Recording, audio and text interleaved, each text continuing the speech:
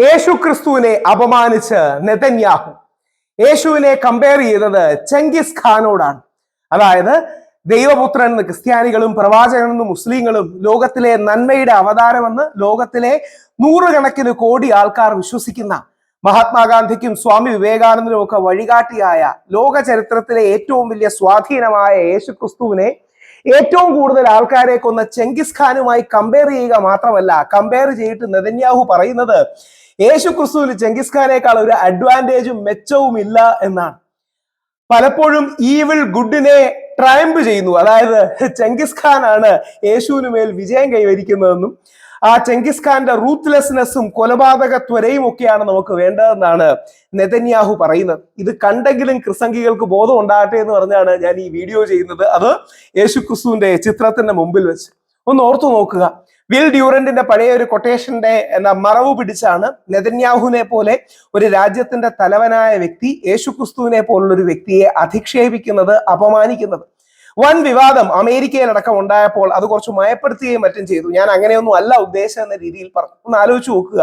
യേശു ക്രിസ്തുവിനെയോ പ്രവാചകൻ മുഹമ്മദ് നബി സല്ലല്ലാഹു അലൈഹി വസല്ലത്തെയോ ശ്രീരാമനെയോ അയ്യപ്പനെയോ അല്ലെങ്കിൽ ബുദ്ധനെയോ ജൈനനെയോ ആരെയാണെങ്കിലും ലാവോത്സുവിനെയോ ഒക്കെ ആദരവും സ്നേഹത്തോടെയും കാണുന്ന ഒരു സംസ്കാരമാണ് ലോകത്തിലെ എല്ലാ നല്ല മനുഷ്യർക്കും മതസൗഹാർദ്ദവാദികൾക്കും ഉള്ളത്. ഈ പ്രവാചകന്മാരെ അറിയാനും പഠിക്കാനും അവരുടെ ജീവിത ദർശനങ്ങൾ പകർത്താനുമാണ് നമ്മൾ നോക്കുന്നത്.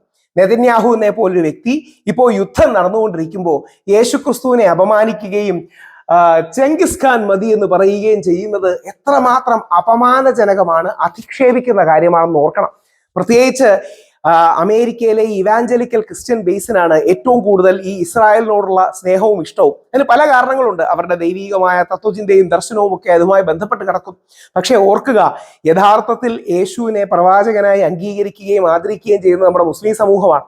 ഞാൻ ഇസ്രായേലിൽ പോയപ്പോൾ അവിടുത്തെ ജൂതന്മാരായ റാബൈകളോട് സംസാരിച്ചു, അല്ലെങ്കിൽ ഞാൻ അവരോട് പറഞ്ഞു, ലോക ചരിത്രത്തിലെ ഏറ്റവും വലിയ ജൂതൻ ആരാണ് എന്ന ചോദ്യത്തിന് ഒരൊറ്റ ഉത്തരമേ ഉള്ളൂ, അത് യേശു ക്രിസ്തുവാണ്.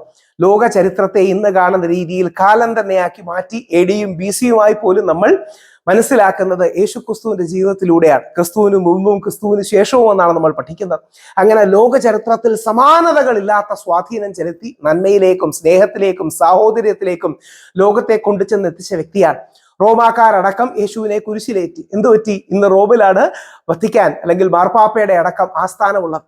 തന്റെ എതിരാളികളെ പോലും സ്നേഹം കൊണ്ടും നന്മ കൊണ്ടും ജയിക്കുകയും ഇന്ന് കാണുന്ന രീതിയിൽ ലോകം മുഴുവൻ ക്രിസ്തീയ ധർമ്മത്തിന്റെ അല്ലെങ്കിൽ യേശു ക്രിസ്തുവിന്റെ സന്ദേശത്തിന്റെ ശക്തി കൊണ്ടാണ് അദ്ദേഹത്തെ എതിർത്തിരുന്നവർ പോലും ഇന്ന് യൂറോപ്പിലടക്കം ക്രിസ്ത്യാനികളായി മറ്റും മാറിയത്. ആ യേശു ക്രിസ്തുവിന്റെ സ്നേഹവും സഹനവും ഒന്നുമല്ല, പകരം ചെങ്കിസ് ഖാൻ മതി എന്ന് സയനിസ്റ്റായ ബെഞ്ചമിൻ നെതന്യാഹു പറയുന്നത് നമ്മുടെ നാട്ടിൽ മഹാത്മാഗാന്ധി വേണ്ട, ഗോഡ്സെ മതി എന്ന് തീവ്ര ഹിന്ദുത്വവാദികൾ പറയുന്നത് പോലെയാണ്. ഓർക്കുക, ഹിന്ദുധർമ്മം മഹത്തരമാണ്, ഹിന്ദുത്വം നല്ലതല്ല. ഇസ്ലാം മഹത്തരമാണ്, ഇസ്ലാമിസ്റ്റുകൾ നല്ലതല്ല. ക്രിസ്ത്യാനിറ്റി മഹത്തരമാണ്, ക്രിസംഗികൾ നല്ലതല്ല. ജൂതന്മാർ മഹാന്മാരാണ്, പക്ഷേ സയനിസം നല്ലതല്ല. ഈ വ്യത്യാസം നമ്മൾ അറിഞ്ഞിരിക്കണം. അതായത് എബ്രഹാം പിതാവ് മുതൽ മോസസ് അടക്കം ഇവരെല്ലാം ജൂത പാരമ്പര്യത്തിൽ വരുന്നതാണ്. ജൂതന്മാര് വേറെ, സയനിസം വേറെ, ഹിന്ദു വേറെ, ഹിന്ദുത്വം വേറെ, ഇസ്ലാം വേറെ, ഇസ്ലാമിസം വേറെ, ക്രിസ്ത്യാനിറ്റി വേറെ, ക്രിസ്ത്യാനിറ്റിയുടെ പേരിലുള്ള ഇമ്പീരിയലിസ്റ്റ് രാഷ്ട്രീയം വേറെ.